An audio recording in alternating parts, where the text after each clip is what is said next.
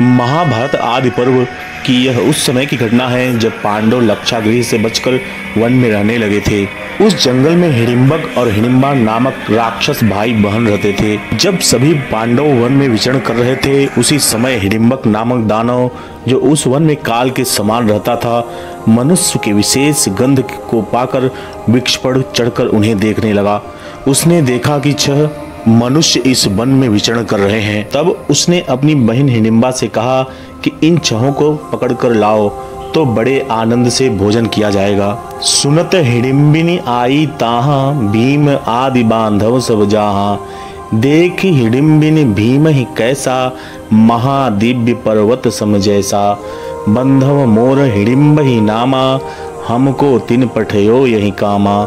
सहित तुम्हें 6 बांधव कारण, यह देखो आई अति मारण। रूप तुम्हार मोर मन लागा, काम बाण हृदय में लागा। भाई की बात सुनते ही हिडिंबा वहां आ पहुंची जहां भीम आदि सब भाई थे। तब हिडिंबा ने जो भीम को देखा तो उसे बड़े दिव्य पर्वत जैसा लगा। उसने भीम से कहा, मेरे हिडिंब नामक भाई ने मुझे इस काम के लिए भेजा है कि मैं तुम्हें सबको पकड़कर ले चलूं और मार डालूं, परंतु तुम्हारा रूप मेरे मन को अच्छा लगता है और मेरे हृदय में काम के बाण लग रहे हैं। हिडिंबा ने भीम से पूछा उनकी माता की तरफ देखकर कि यह परम सुंदरी कौन है और ये सब सोए ही कौन है, इनका नाम कहो। तुम अपना शरीर जलाकर क्यों वन में चले आए हो?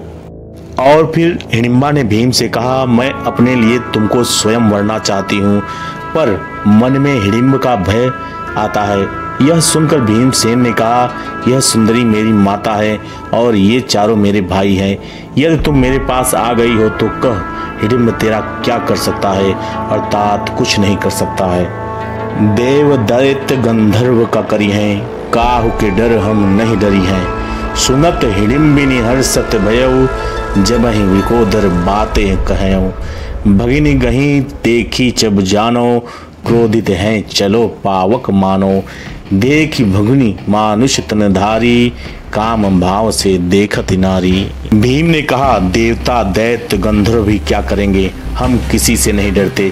जब भीम ने ऐसी बातें कही तब हिडिंबा राक्षसी निर्भय हो गई। जब उसने हिडिंब ने देखा कि उसने भीम तो मेरी बहन को पकड़ लिया है, तो वह क्रुद्ध होकर चला मानो अग्नि हो। यहाँ आकर देखा कि मेरी बहन तो मनुष्य शरीर धारण कर काम भाव से स्त्री हो गई है। यह सब देख हिडिंब को बहुत ही क्रोध आता है। वह अपनी बहन को मारने चला और कहा, मेरे आहार भोजन में तुमने विघ्न किया, इससे बोल अभी तुझे यमपुर को भेज दूं। यह कहकर जब वह अपने बहन को मारने चला तब भीम ने डांट कर कहा, अरे दैत्य, तू बड़ा अधम है। यह तो मेरी प्यारी स्त्री हो गई है जिसे तू मंद बुद्धि मारना चाहता है। जितना बल तेरे शरीर में है, आज तुझसे लड़कर तेरा तेज देखूंगा। यह सुनकर हिडिंब ने क्रोध से कहा, जाना तुझे आज काल ने पकड़ लिया है। ऐसा कहकर द्वंद्व कर सहसा भीम पर टूट पड़ा तो भीम ने दैत्य को उठाकर फेंक दिया और हिडिंब 10 धनुष की दूरी पर जा गिरा और तुरंत ही विकराल होकर उठ दौड़ा। तब तुरंत अपना तेज संभाल कर भीम ने फिर दानव को पकड़कर पटक दिया। तब वह दैत्य वृक्ष उखाड़ कर ले दौड़ा। जब भीम ने भी एक वृक्ष उखाड़ कर उस पर चलाया, वृक्ष से वृक्ष का निवारण हुआ और इस प्रकार वृक्ष युद्ध समाप्त हुआ।